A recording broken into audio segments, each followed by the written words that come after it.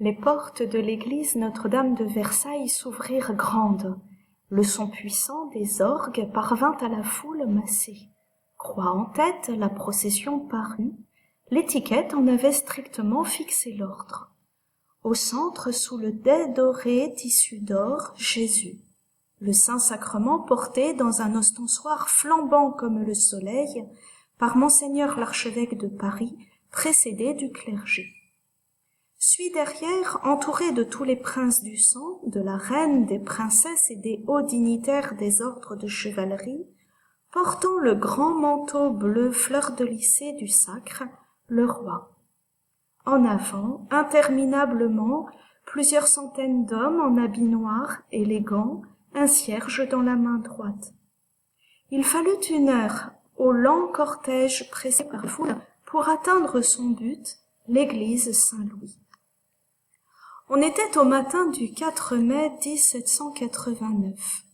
Pour que Dieu éclairât les travaux de l'assemblée qui devait s'ouvrir le lendemain, les 3 ordres du royaume très chrétien allaient assister à une messe du Saint-Esprit.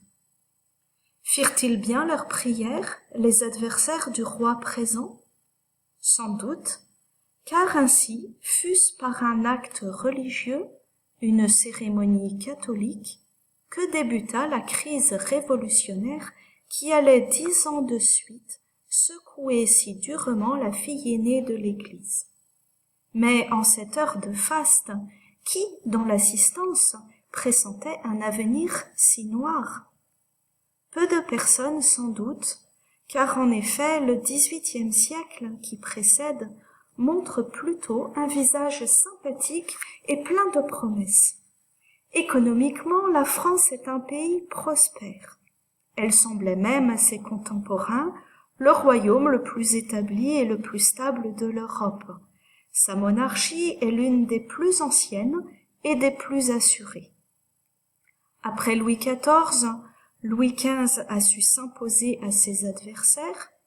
Louis XVI semble plein de bonne volonté et a une foi sincère. C'est plutôt bon signe. En France, à cette époque, on est passionné de progrès. On invente, on découvre, on perfectionne. De votre montgolfière, par exemple, vous pouvez admirer les nouveaux champs de pommes de terre et de luzerne, et admirer le froment dont on a réussi à doubler le rendement. Vous voyez aussi, de là-haut, une machine à vapeur et les premières usines de fer et de charbon, prémices de l'industrie naissante. Côté administration, les grands services publics que nous connaissons sont créés. Ponts et chaussées, mines, eaux et forêts, les postes, les douanes, etc. Militairement, nous avons perdu la guerre de 7 ans sous Louis XV. Il est vrai. Mais on retiendra plutôt la victoire de Fontenay. Ah, la fière bataille! On en parle encore lorsqu'en 1778, notre puissante flotte navale part aux Amériques pour soutenir efficacement l'indépendance des insurgents américains contre l'Angleterre. Le pays, avec ses quelques 30 millions d'habitants, sait donc bien s'imposer aux autres nations, d'ailleurs beaucoup moins peuplées. Et religieusement, si un certain déclin de ferveur commence à se percevoir, oui, et si les vocations religieuses sont moins nombreuses, oui encore, la foi est bien vivante et socialement omniprésente. En 1789, la plupart des Français sont catholiques et pratiquent sans que cela ne soit une façade. L'abstention du devoir pascal est rare dans les villes, exceptionnelle dans les campagnes.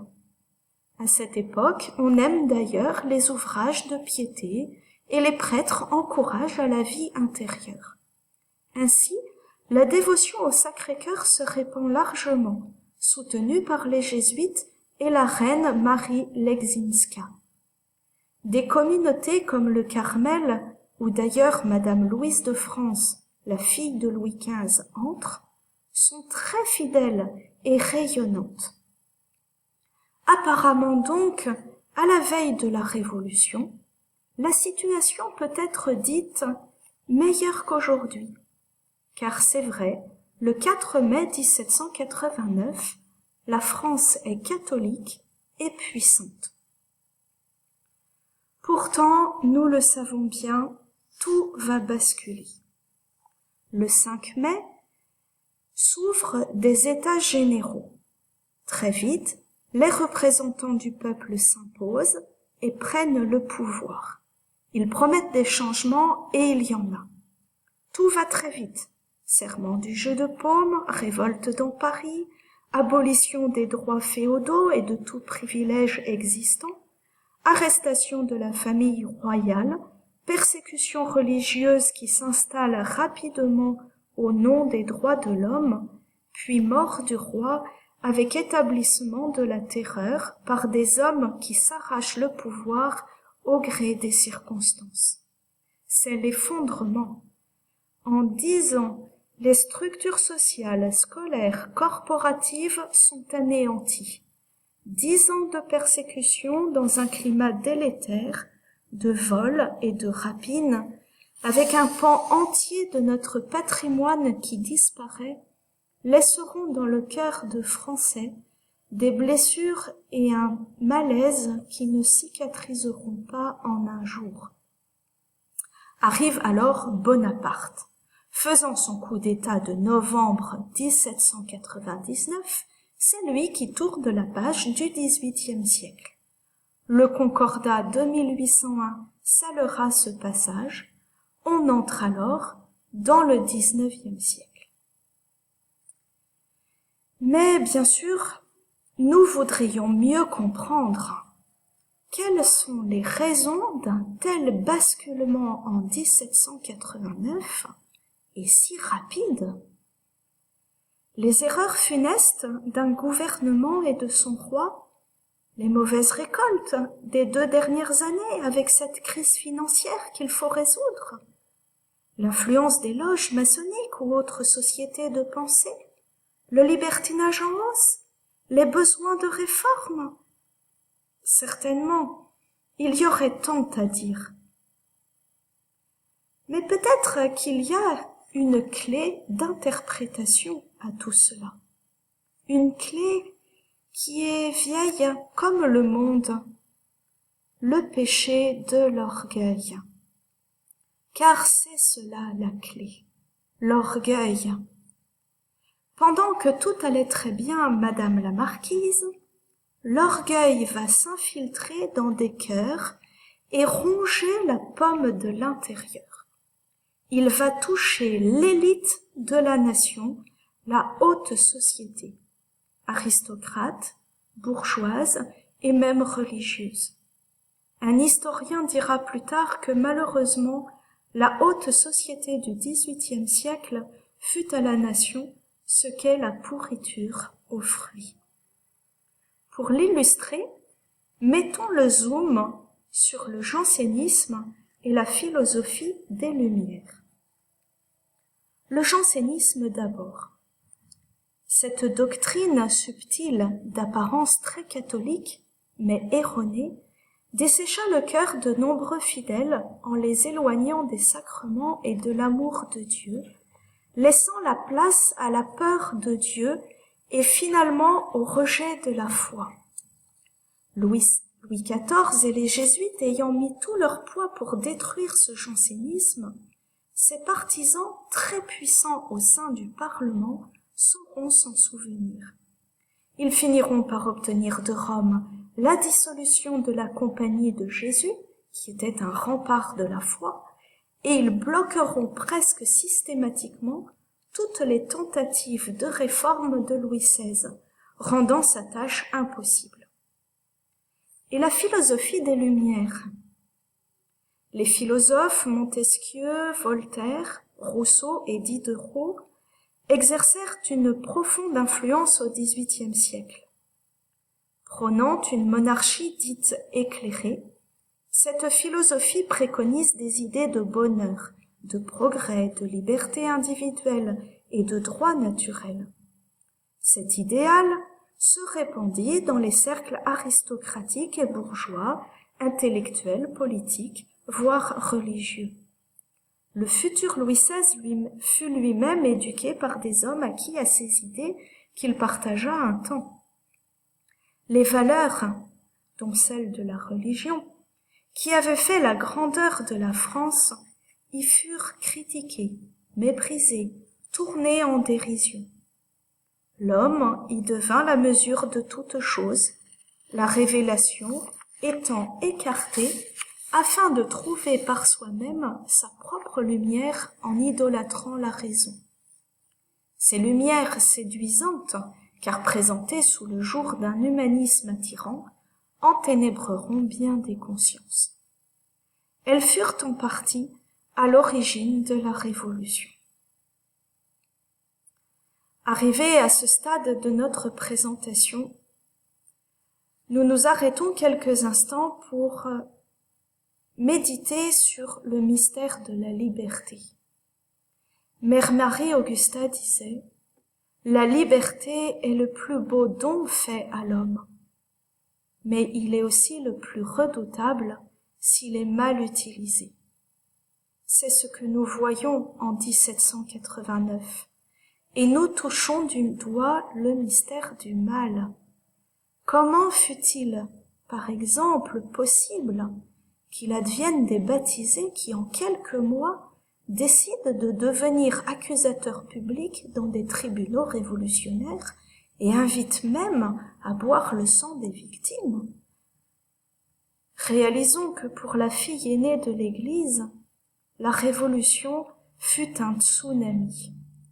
Un combat titanesque se joua dans chaque âme de baptisés, et beaucoup tombèrent, en reniant leur foi ou par lâcheté, en se compromettant un peu ou beaucoup. Mais alors, que vont devenir les amis de Jésus? C'est un drame pour eux, et le déferlement de haine auquel ils assistent les touche de très près. C'est l'église de leur première communion qui est transformée en poulailler. C'est la bonne sœur qu'ils aiment qui est arrêtée. C'est un cousin ou un frère ou encore un voisin qui est Judas.